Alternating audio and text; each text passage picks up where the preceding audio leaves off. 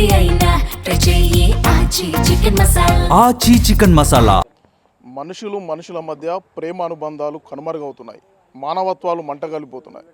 ఇలాంటి ఈ రోజుల్లో గ్రామస్తులో ఓ యువకుడు చనిపోతే ఆ యువ కుటుంబానికి మొత్తం ఈ గ్రామం అంతా అండగా ఉంది. ప్రస్తుతం ఈ కల్వల గ్రామం ఆదర్శంగా నిలుస్తుంది. జిల్లాలోని కేసముద్ర మండలం కల్వల గ్రామానికి చెందిన రాము గత 2 నెలల క్రితం అనారోగ్యంతో మృతి చెందాడు.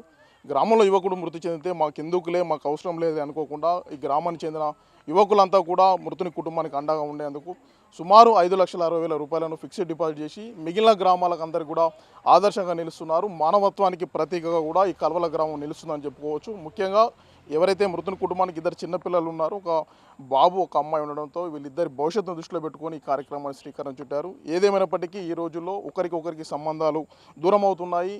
పక్కవారి బాధను మనకెందుకులే అనుకున్న ఈ రోజుల్లో ఓ యువ కుటుంబానికి మాత్రం ఈ కల్వల గ్రామం ఆదర్శంగా అండగా నిలుస్తుంది. ప్రస్తుతం ఈ కార్యక్రమం గురించి మనతో మాట్లాడడానికి గ్రామానికి యువకుడు ఉన్నాడు. అన్న, అసలు రాము ఎలా చనిపోయాడన్న, మీరు ఏ విధంగా వాళ్ళకి అండగా ఉంటారు? రాము వచ్చేసి గత 2 నెలల క్రితం కిడ్నీ వ్యాధి సమస్యతో బాధపడుతూ చనిపోవడం జరిగింది.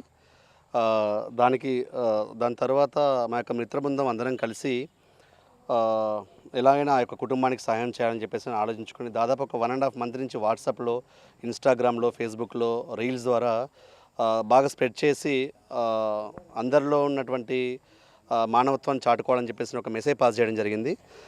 దానిలో భాగంగా దాదాపు హైదరాబాద్ నుంచి future kids school faculty and Kalvala గ్రామం, కల్వల చుట్టుపక్కల ఉన్నటువంటి అందరు కూడా దాదాపు 600 మంది ఈ యొక్క కుటుంబానికి, ఎవరు రాము అంటే తెలియని ఎవరో 600 మంది యొక్క కుటుంబానికి సాయం చేసే వారికి మానవత్వాన్ని చాటుకున్నారు. దాని వారందరికీ కూడా పేరు పేరున సహాయకారులు ధన్యవాదాలు తెలియజేస్తున్నాము. సార్, మీరు చెప్పండి, మీ గ్రామంలో రాముకు ఇలా ఊరంతతో పాటు పక్క గ్రామాలు కూడా అండగా నిలిచేశారు, మీరేం చెప్తారు సార్? రాము అనే కందిపాటి రాము అనే చాలా చిన్న వయసులో చనిపోవడం జరిగింది. చనిపోవడం అనేది సాధారణం. అనుకోకుండా చనిపోవడం చాలా బాధాకరమైన విషయం. ఆ కుటుంబానికి అన్ని విధాల అందరం కూడా సాయం చేయాలని ముందుకొచ్చి రాజేష్ ముందుకొచ్చి, ఇది ఒకటి కాదు, ఇట్లా 4-5 అనుకోకుండా జరగడం జరిగినది.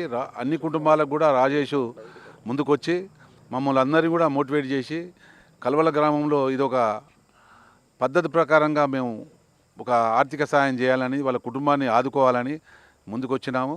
అందరూ కూడా అన్ని విధాల అందరూ కూడా ముందుకొచ్చి పేద కుటుంబాలకు అనుకోకుండా చనిపోయింది కాబట్టి సహాయ సహకారాలు అందియాలనే ముందుకొచ్చి ఈ కార్యక్రమాన్ని ఇలా దిగ్విజయం చేసినాం. ఎన్ని విధాలు కూడా ఎన్ని చేసినా కూడా వాళ్ళ కుటుంబానికి భగవంతుని ఆశీర్వాదం ఉండాలి వాళ్ళకి. ఎందుకంటే చాలా చిన్న వయసులో చనిపోయిండు. ఒక బాబు, ఒక పాప ఉన్నది. వారిని కూడా భగవంతుడు అన్ని విధాలు ఆశీర్వదించాలని కోరుకుంటూ ఈ అవకాశం ఇచ్చిన ధన్యవాదాలు తెలుపుతున్నారు. మీరు చెప్పండి అమ్మా, మీ అబ్బాయి, మీ ఫ్యామిలీ, మీ అబ్బాయి చనిపోతే గ్రామం అంతా అండగా నిలిచింది. మీ గ్రామంతో పాటు పక్క గ్రామాలు కూడా అండగా నిలిచాయమ్మా, ఏమనిపిస్తున్నాం? కల్వల గ్రామం అందరు పెద్దలంతా నాకు అండగా ఉన్నారు. నా కొడుకులే లోటు తీర్చుకుంటా అన్ని చేసిరు. మాకు అందరికీ దండాలు చెబుతాను నేను.